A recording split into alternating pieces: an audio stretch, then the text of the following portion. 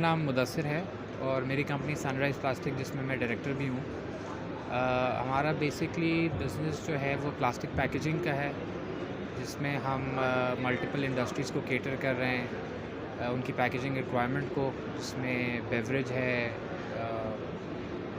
Cosmetics हैं और pharma है।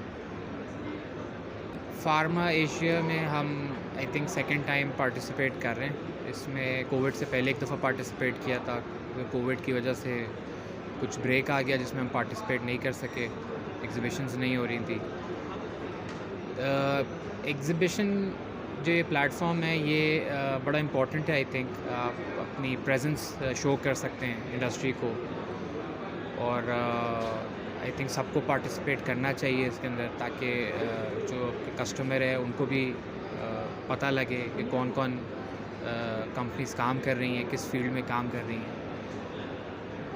और इस एग्जीबिशन के हवाले से बताइए कुछ, आपको रेस्पॉन्स के हवाले से रेस्पॉन्स मिला है, आपके कुछ कॉन्टेक्ट हुए, कुछ सीरियस बायर आए हैं आपके इस हवाले से? जी, कुछ रिस्पांस अच्छा था। Second day was better I would say, और कुछ सीरियस क्लाइंट्स भी आए, कस्टमर्स मिले हैं, कुछ अच्छी लीड्स मिली हैं। सो आई होप कि हम उस पर काम कर सकेंगे। अच्छा, तो आप ये प्रोडक्ट बना रहे हैं, तो ये बॉटल्स वगैरह में है आपके जो है सारी चीज़ें, तो ये इसका रॉ मटेरियल वगैरह आप यहीं से कर रहे हैं या मतलब बाहर से इम्पोर्ट करते हैं क्या? इसमें ज़्यादातर रॉ मटेरियल जो है हम इम्पोर्ट कर रहे हैं, मिडल ईस्ट से और फार ईस्ट से इम्पोर्ट करते हैं, क्योंकि वो यहाँ मैन्युफैक्चर नहीं होता। अदर देन जो हमारी कैटेगरी है, जिसमें जो हमारी रिक्वायरमेंट है, उसमें हम सिर्फ जो लोकली जो रॉ मटेरियल लेते हैं वो पेट लेते हैं, पेट रेज़न लेते हैं। उसके अलावा जो पीपी और एचडीपी हम जो जो हमारी नीड होती है वो, क्योंकि यहाँ प्रोड्यूस नहीं होता पाकिस्तान में, तो वो हमें इंपोर्ट करना पड़ता है। इसका इम्पोर्ट करते हैं जी। सर। इसमें जो है अभी सुनने में आ रहा था कि इम्पोर्ट पर कुछ गवर्नमेंट ने बैन भी लगाया हुआ है, तो इम्पोर्ट भी ज़रा बंद हुई है कुछ आइटम पर, और दूसरा है कि कुछ एलसी अगर आप खोलते हैं इम्पोर्ट के हवाले से, तो उस पर भी मतलब कुछ लिमिटेशन दिए हुए हैं। देखिए, आजकल जो है ना, आजकल जो प्रॉब्लम है वो इन्होंने चैप्टर 84, 85 जो है उसमें बहुत प्रॉब्लम है। वो उसके स्टेट बैंक की अप्रूवल चाहिए होती है, और वो जो अप्रूवल प्रोसेस है वो इतना लंबा है कि एलसी खोलने के लिए तो बाज़ अक़ात वो जब तक अप्रूवल नहीं मिलती आप एलसी नहीं इस्टेब्लिश कर सकते। तो एलसी खोलने का प्रोसेस ही कोई 1.5 महीने 2 महीने का है।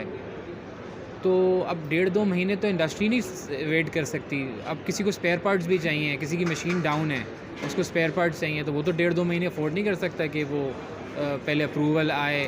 तो उस पर आई थिंक गवर्नमेंट को कुछ काम करना चाहिए, इसको इंडस्ट्री को फैसिलिटेट करे, इस प्रोसेस को कट डाउन करे। अगर कोई अप्रूवल का प्रोसेस उनको रखना भी है तो उसको कोई एक्सपेडाइट करने का उनको कोई प्रोसेस या सिस्टम निकालना चाहिए। 2-1.5 महीने की प्रोसेस के साथ इंडस्ट्री नहीं चल सकती। अच्छा सर, दूसरा डॉलर की वेरिएशन भी बड़ा इफेक्ट कर रही है आप लोगों को, उसके हवाले से कुछ कहना चाहेंगे? कोई डिमांड है गवर्नमेंट से, कुछ कहना चाहेंगे? बहुत ज़्यादा प्रॉब्लम है, इतनी अनसर्टेनिटी है और इतनी वोलेटिलिटी है कि बहुत परेशानी है। कस्टमर भी परेशान है हमारा उस वजह से। अब कस्टमर को चाहिए होती है स्टेबिलिटी। अब आप हर हफ्ते या हर 10 दिन बाद कस्टमर के पास नहीं जा सकते कि यार डॉलर बढ़ गया, मुझे प्राइस इंक्रीज़ दो।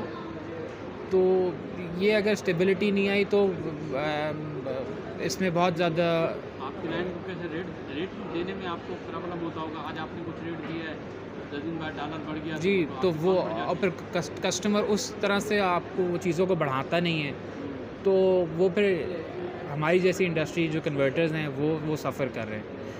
इवेंचुअली तो सारे ही सफ़र कर रहे हैं, जिनको हम सप्लाई कर रहे हैं वो भी सफ़र कर रहे हैं, क्योंकि वो भी अपने कस्टमर से आगे उस तरह से प्राइस इंक्रीज़ नहीं ले सकते।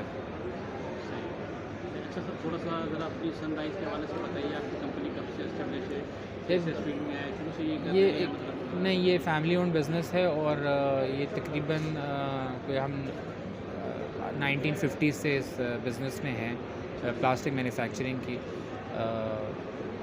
पहले हाउस होल्ड आइटम से स्टार्ट किया था, फिर कुछ इंडस्ट्रियल प्रोडक्ट्स में आए, और अब हम पैकेजिंग कर रहे हैं। मेनली हमारा फोकस अब पैकेजिंग का जो है वो बेवरेजेस और कॉस्मेटिक इंडस्ट्री की तरफ है और फार्मा इंडस्ट्री की तरफ मेनली। बेवरेज के लिए भी कर रहे हैं। बेवरेज के लिए भी करते हैं, फार्मा के लिए कर रहे हैं और सही।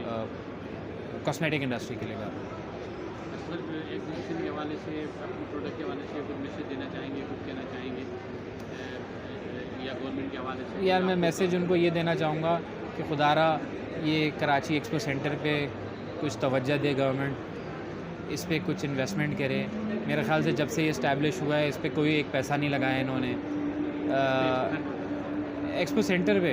इस सारा लीकेज हो रहा है जी, छतें लीक कर रही हैं, एयर कंडीशन काम नहीं करता। तो इस तरह का अगर फैसिलिटेट नहीं करेंगे एग्जिबिटर्स को तो फिर लोग नहीं पार्टिसिपेट करना चाहेंगे। अगर मैं इसको कंपेयर करूं लाहौर के एक्सपो सेंटर से तो वो फैसिलिटीज़ में इंफ्रास्ट्रक्चर जो वहाँ पे है वो उससे बहुत बेहतर है। लोग प्रेफर करते हैं कि जी लाहौर में पार्टिसिपेट कर लें। तो गवर्नमेंट को चाहिए कि इस पे थोड़ी सी तवज्जो दे और कुछ इसको अपग्रेड करें, इसको फैसिलिटीज़ को। Okay sir. Thank you so much.